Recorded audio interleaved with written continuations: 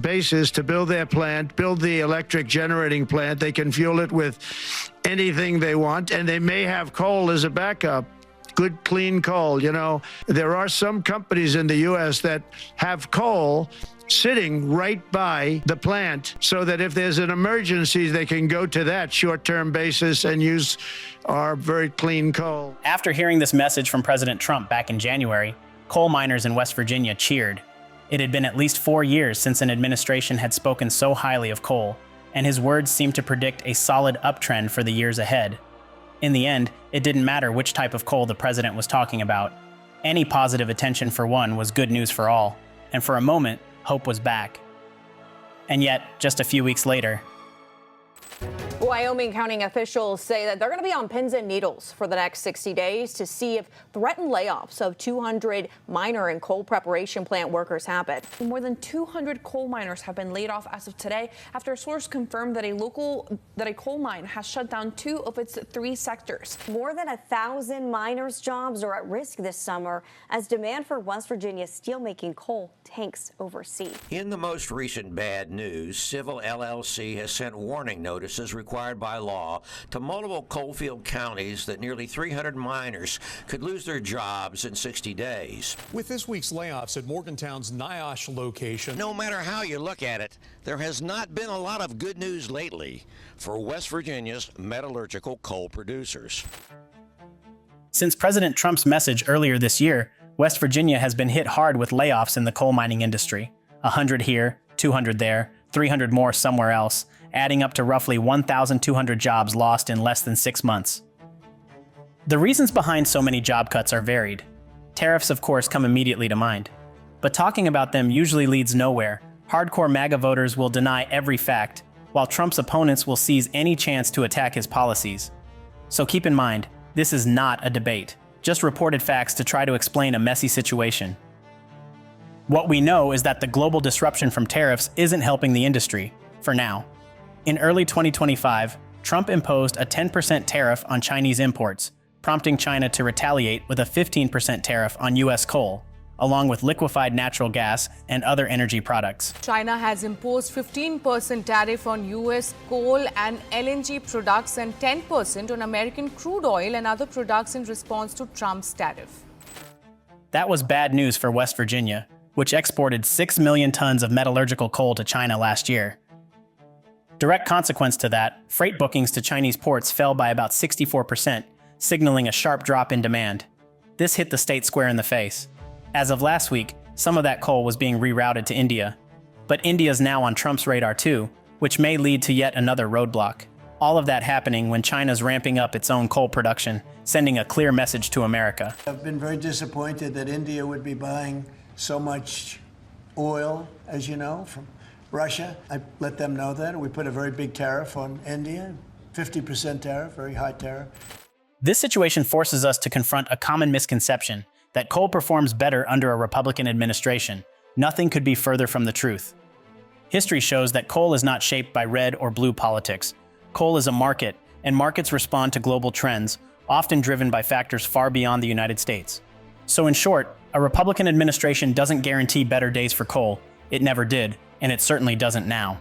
Don't get me wrong, Republican governments generally have a better grasp of the coal industry, and at least on paper, try to keep it going. Republican officials are fighting back against EPA rules that they argue would prematurely shut down coal plants and destabilize power grids. But at the end of the day, market forces almost always outweigh political labels. Yes, the Obama years were devastating for the industry, especially in West Virginia, but no administration since has reversed the trend.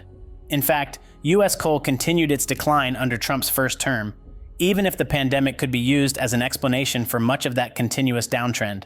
But as many in the state will tell you, it happens all the time. Coal is cyclical, and we've seen the ups and downs dozens of times before, which is true and false at the same time. Well, you see, in past decades, when a miner got laid off, all he had to do was drive down the road, talk to someone, and by the next day, he was starting a new job. The industry's not like that anymore. Now, when you get laid off, who knows when you'll take a trip underground again, or if you ever will. In states like West Virginia, being a coal miner comes with zero guarantees. You're a coal miner when you mine coal, but when you're out, with no prospects, what are you exactly? A coal miner who loses its job loses more than his income, he also loses part of his identity. Unlike a car mechanic who can always go knock at other body shops' door and potentially get an opportunity around town, a coal miner's mainly stuck right now, when the few coal operations left are all suffering at the same time, and likely won't hire anyone until better days are confirmed.